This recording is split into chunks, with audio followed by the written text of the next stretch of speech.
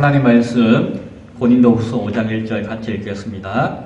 만일 땅에 있는 우리의 장막집이 무너지면 하나님께서 지으신 집 곧 손으로 지은 것이 아니요 하늘에 있는 영원한 집이 우리에게 있는 줄 아느니라. 아멘. 오늘 소요리 문답 제24강 24번째 시간입니다. 고린도후서 5장 1절 말씀을 중심으로 성도가 죽는 유익이라고 하는 제목으로 함께 말씀을 나누겠습니다. 죽음이란 무엇입니까? 일반적으로는 그 육체의 생명이 다하는 것, 육체의 기능이 멈추는 것이 죽음이죠. 그렇죠? 그러나 육체의 기능이 멈추는 것이 죽음이라고 해서 가장 중요한 뇌가 멈춘다 하더라도 그 심장이 쌓여있으면 죽었다라고 하지 않죠. 그래서 우리는 뇌가 그 모든 기능을 다 상실하더라도 호흡이 조금이라도 있으면은 그냥 뇌사 상태에 빠졌다라고 이야기하고 죽었다라고 이야기하지 않기도 합니다. 일반적으로는 그 심장이 멈춰서 호흡이 끊어지고 그때 피가 돌지 않을 때에 의학적으로는 죽었다라고 판정하는 것 같습니다. 죽음이란 무엇일까? 여러 가지 철학적인 죽음, 신학적인 죽음, 여러 가지 이야기할 수가 있겠죠. 그렇다면 오늘 우리가 생각하기 원하는 것은 죽는 이유는 뭘까? 왜 우리는 죽을까? 왜 죽죠? 앞서 이야기했듯이 육체적인 기능이 딱 멈추니까는 죽지요 라고 이야기하지만 왜 그렇게 죽느냐라고 하는 이유를 따지면은 이게 몸도 기계와 같이 시간이 지나면 다 이게 소실되고 정지되고 고장나고 하니까 죽지요 라고 이야기할 수 있겠지만 성경을 믿는 사람은 뭐라고 이야기합니까? 죄로 말미암아 인간은 죽는다라고 이야기하죠. 맞습니다. 죽음이라고 하는 것이 인간에게 찾아온 것은 그 죄로 말미암은 것인 것이다 라고 하는 것을 성경은 이야기합니다. 그런데 예수님을 믿고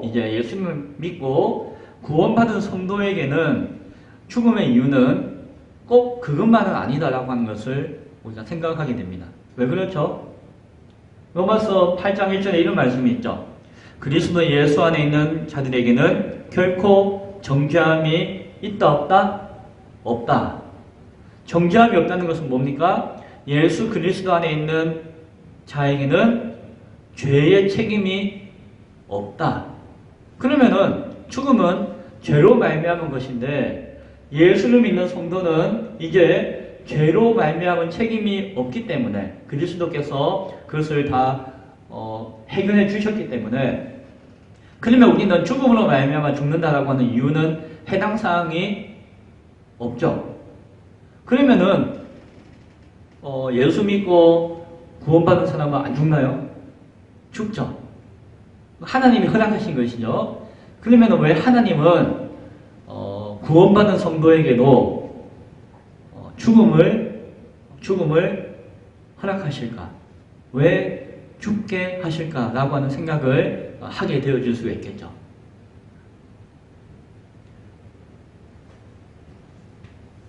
그리스도로 말미암아 성도들의 죄의 값이 다 지불되었기 때문에 그 죄로 인해서 죽음을 맞이한다라고 하는 것은 우리에게는 해당 사항이 없는 것 같습니다. 죄의 형벌이나 죄의 결과로 말미암아 성도들에게 죽음을 당한 것이다라고 이야기하기도 애매하죠. 그 죄값이 성도에게는 적용될 수 없기 때문에. 그러면은 그 죽음의 이유가 무엇일까요? 오늘 우리는 소요리 문답 37문을 다루죠. 여기에 그 답을 찾을 수가 있는 것 같습니다.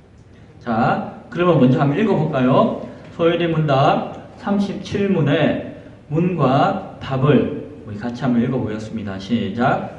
신자가 죽을 때에 그리스도에게서 무슨 유익을 받는가? 답.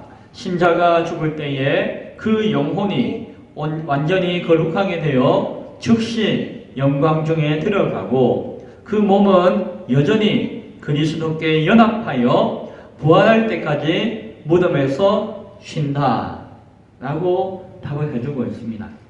앞서 우리가 나누었던 소유리 문답의 내용을 볼 때에 그리스도께서 얻으신 그 구원이 살아있는 성도가 살아있는 동안에 어떤 유익을 줍니까? 라고 하는 물음 앞에서 여러 가지 이야기들을 했었죠. 그 여러 가지 이야기들이 구원론이라고 하는 관점에서 구원의 서정에 대한 이야기들을 우리가 여러 시간 동안 나누었습니다. 비슷한 물음을 하고 있는 것이에요. 예수 그리스도께서 획득하신, 얻으신 그 구원이 우리에게 적용되어짐으로 말미암아 성도가 이제는 죽을 때에 죽음으로써 어떤 유익을 얻는가. 그러니까 성도에게는 그리스도의 구원이 살아있는 동안에도 유익이 되어지지만 죽음을 통해서도 유익이 되어진다라고 하는 것을 전제할 때에 그 유익이 무엇인가라고 답을 하고 문제를 묻고 있는 것이죠.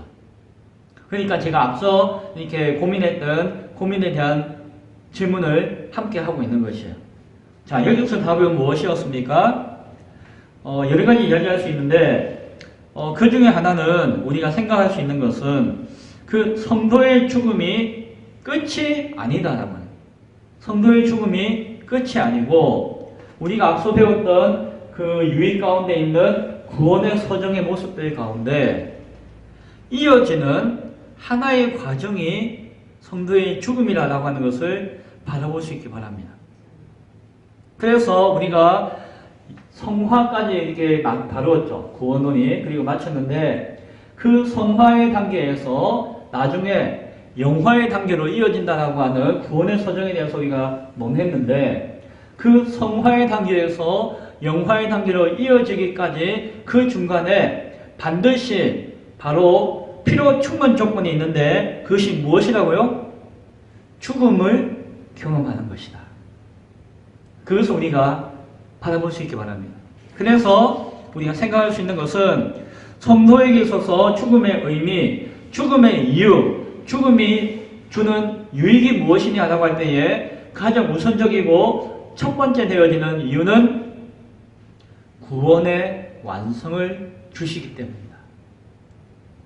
그 구원이 무엇으로 말미암아 성도의 죽음으로 말미암아 완성케 되어진다는 것이에요. 그러니까 그 죽음이 우리에게 의미가 있고 유익이 되는 것이죠. 소유리 문답을 읽어보면은 그 죽음의 모습을 두 가지로 설명하고 있는데 하나는 영혼의 죽음과 육체의 죽음을 이야기하고 있어요. 그렇죠?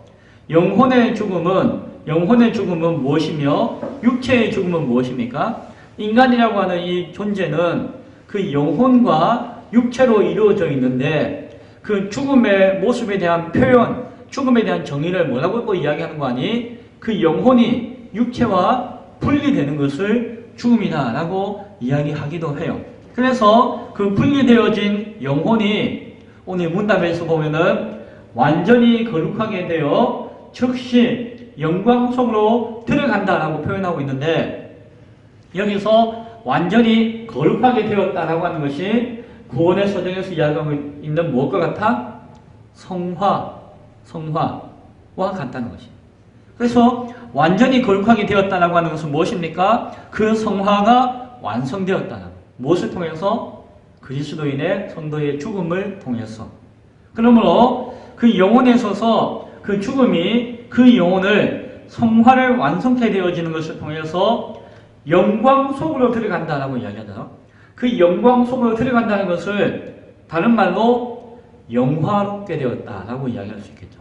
그러니까 앞서 영혼이 그 거룩하게 되어서 완전히 거룩하게 되어서 즉시 영광 속으로 들어간다라고 하는 그 답의 의미는 완전한 성화를 완성을 통하여서 영화를 이루게 한다라고 하는 의미가 그 신학적 표현 가운데 담겨져 있는 것이죠. 이것을 통해서 주어지는 구원의 완성이 성도의 죽음의 유익이다라고 우리는 먼저 말할 수가 있을 것입니다. 그래서 성도에게 있어서 죽는 것과 그 죽음을 통한 죽음을 위한 그 죽음의 과정들이 그 모든 죄를 극복하고 이기는 구원에 이르게 하는 하나의 과정이며 기회라고 하는 사실을 바라볼 수 있기 바랍니다. 그래서 죽음은 성도에게 있어서 무엇이다? 기회다. 구원을 완성을 향한 과정이다. 라고 하는 것이 늙는 것, 병드는 것, 이것도 사실은 죽음을 향한 과정이죠. 우리가 늙어지는 것과 병드는 것은 죽어가는 과정이에요. 그렇죠?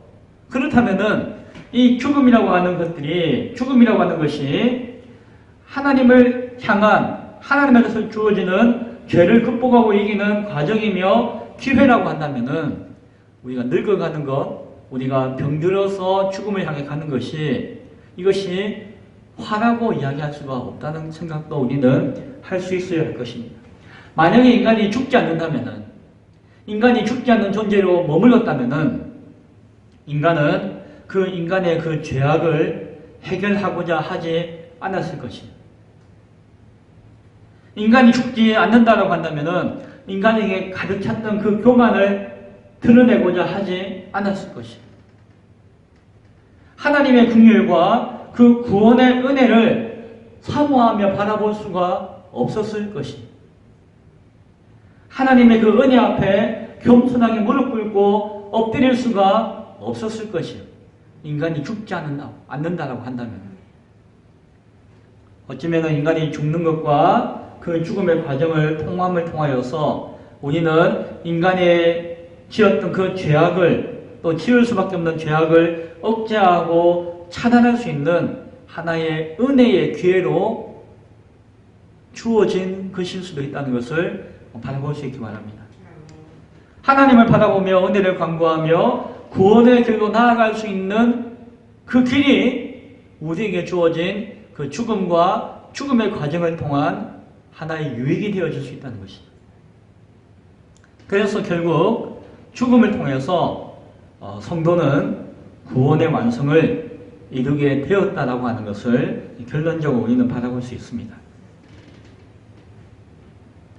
성경은 오늘 요리문답에서도 인간의 영혼은 육체와 달리 소멸되지 않는다라고 이야기해요.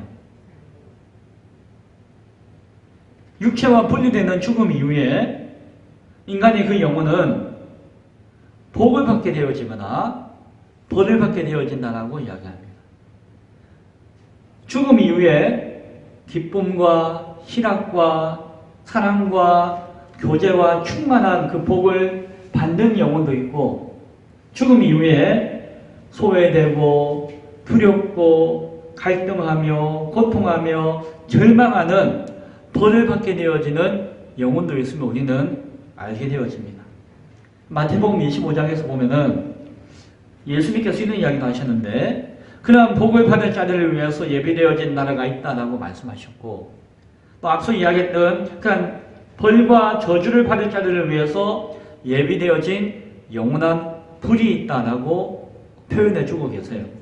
우리는 그 예비되어진 나라를 하나님의 나라, 다른 말로 또한 천국이라고 하는 표현 가운데 고백하고 있고, 그 예비되어진 영원한 불을, 그 저주의 불 가운데 놓여지게 되는 그곳을 또 우리는 지옥이라고 하는 표현 가운데 이야기하기도 하죠.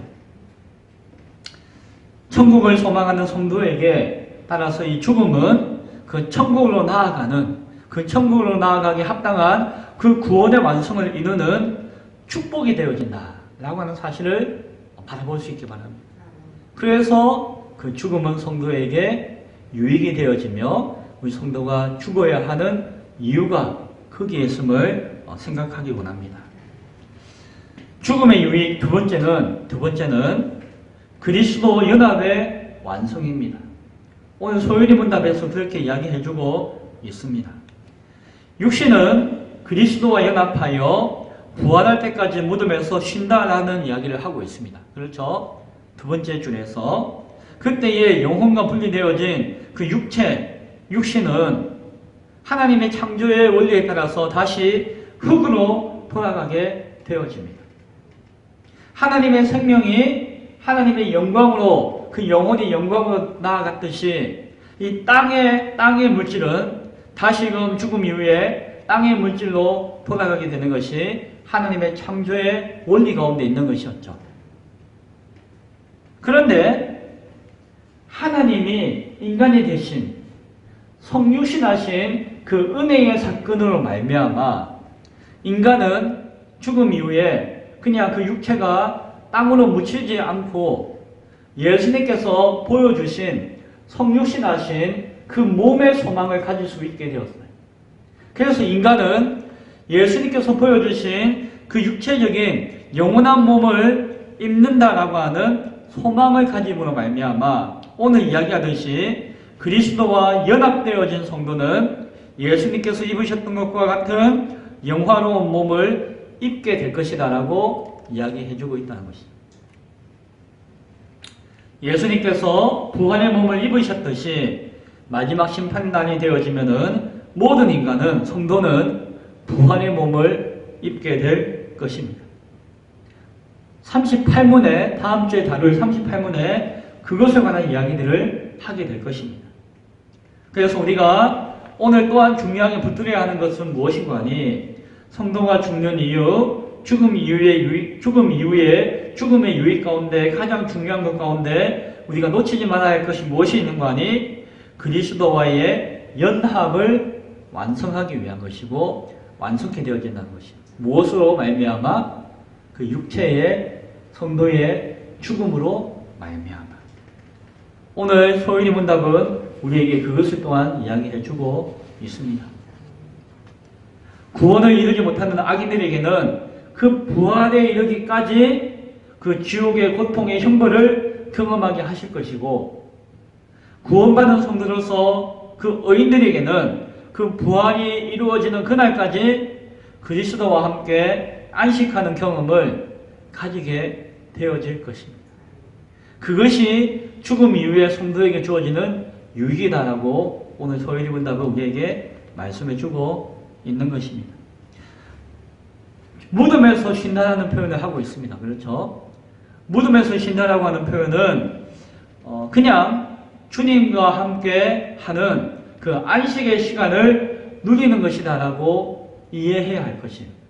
그냥 무덤에 그 자리에서 쉬고 있다라고 하는 생각은 조금 애매할 수 있는데, 왜냐하면은 그 육체는 흙으로 돌아가서 보이지 않을 수가 있기 때문에, 그렇죠? 흙으로 돌아가서 존재하지 않는 것처럼 보일 수도 있기 때문에 무덤에 머물러서 쉬고 있다라는 표현이 한편으로는 맞는 것 같지만 한편으로는 또 다른 의미로 우리가 바라볼 필요가 있는 것이죠.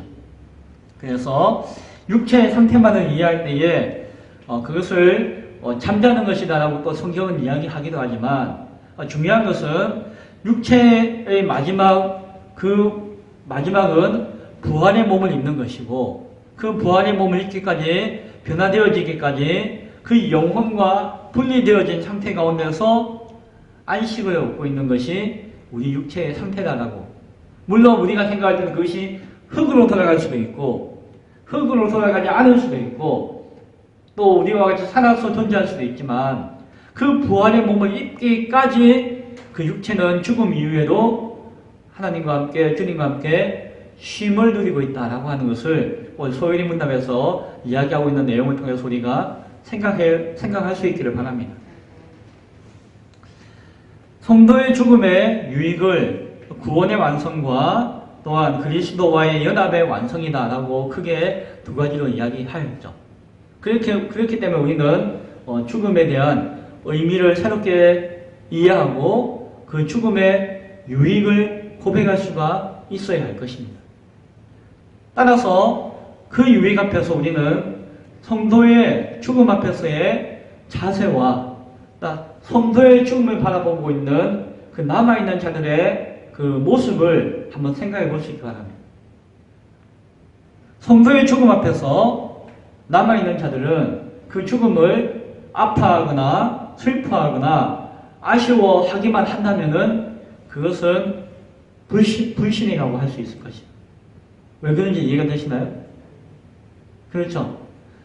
죽음을 맞이한 성도, 그가 비록 나의 부모나 할지라도, 나의 형제라고 할지라도, 그가 믿음 가운데 하나님을 믿는 믿음 안에서 믿음의 성도로서 죽음을 맞이했다라고 한다면은 그것을 애통해하고 아파하고 절망하고 아쉬워하는 것은 불신앙의 모습일 수 있다라고 하는 것을 기억할 수 있어야 된다.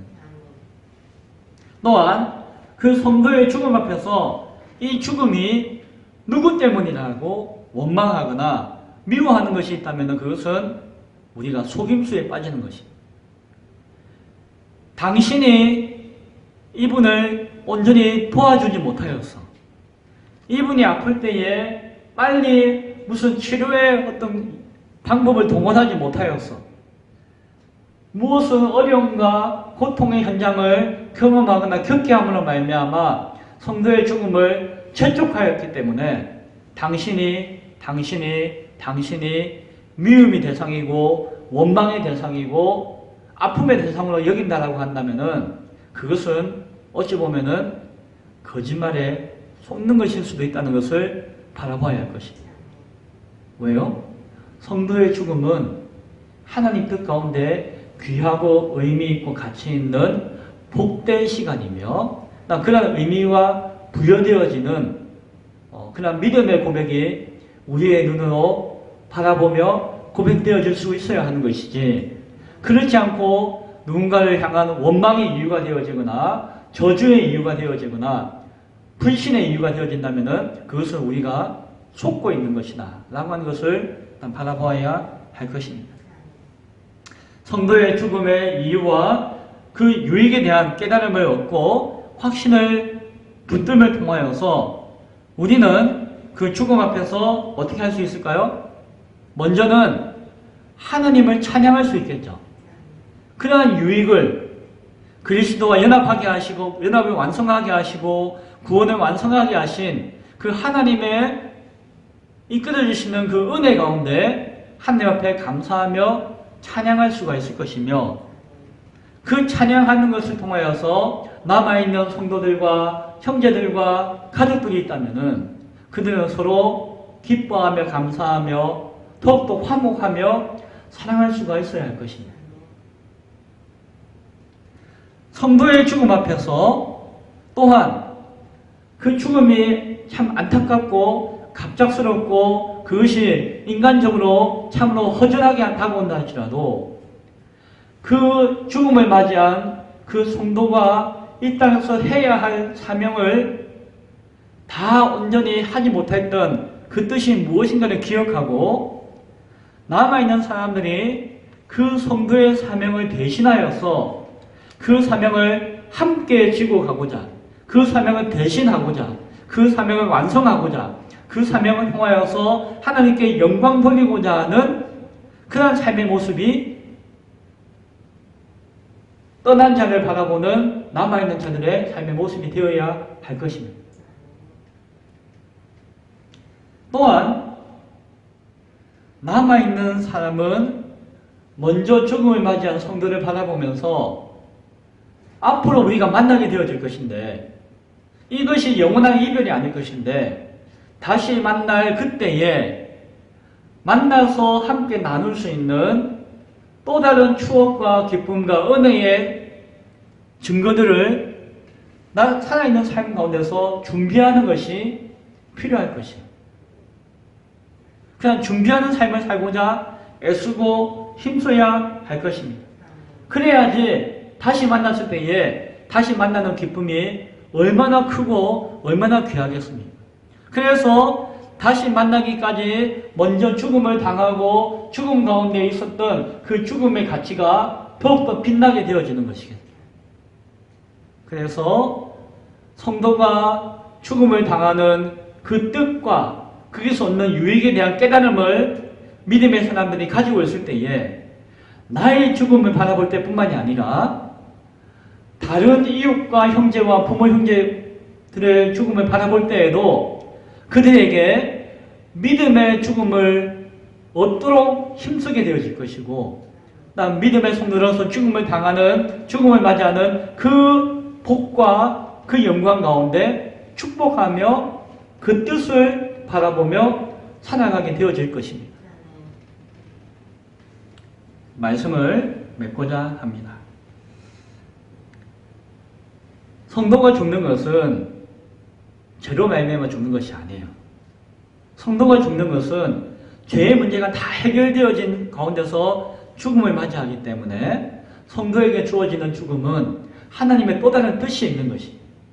그리고 그 뜻은 오늘 소율이 문답을 통해서 나누었듯이 하나는 구원이 완성되어지는 것이고 하나는 그리스도와의 연합이 완성되어지는 것이며 또 그러한 과정의 표현이며 동시에 그 죽음을 바라보는 자신과 죽음을 바라보는 남아있는 자들의 삶의 모습과 자세를 온전케 하기 위한 또 하나님의 또 뜻이 있음을 바라볼 수 있기를 바랍니다.